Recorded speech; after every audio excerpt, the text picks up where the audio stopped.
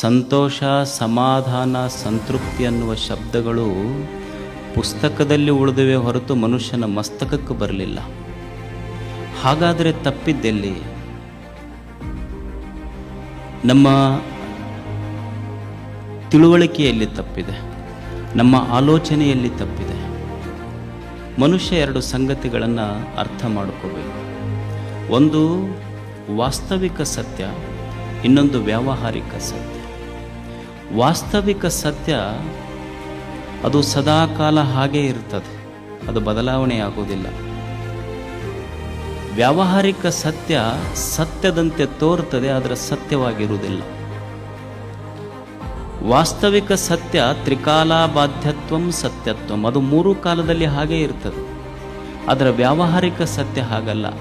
ಸತ್ಯದಂತೆ ಗೋಚರಿಸಿ ಅದು it disappears, ಅದು ಮರೆಯಾಗ್ತದೆ.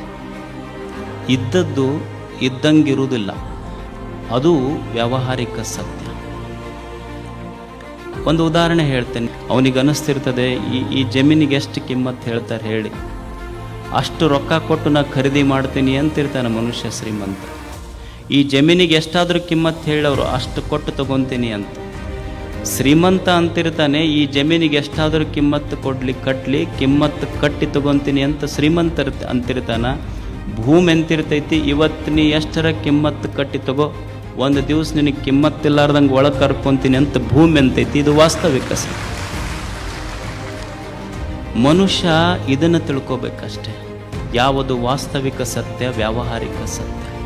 ವ್ಯವಹಾರದ ಜೊತೆ ಬದುಕಬೇಕು, ಇದು ಮಿಥ್ಯಾ ಅಂತ ಗೊತ್ತಿರಬೇಕು, ತಲೆಯಾಗ ಸತ್ಯ ಯಾವುದನ್ನೋದು ಗೊತ್ತಿರಬೇಕು, ಅದು ನಿಜವಾದ ಜೀವನ ಅಷ್ಟೆ.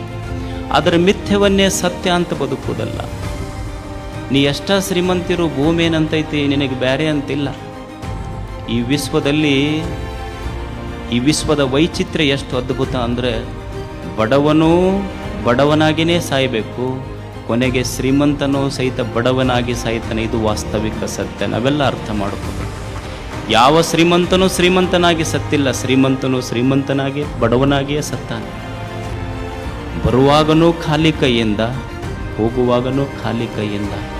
ಬರುವಾಗಲೂ ಶೂನ್ಯ, ಹೋಗುವಾಗಲೂ ಶೂನ್ಯ, ನಡುವೆ ಅಷ್ಟೇ ಸಂಪಾದನೆ. ಜೀವನಂದ್ರೆ ಕೇವಲ ಶೂನ್ಯ ಸಂಪಾದನೆ ಅಷ್ಟೇ, ಏನೂ ಇಲ್ಲ. ಹೋಗ್ಬೇಕಲ್ಲ ಒಂದು ದಿವಸ.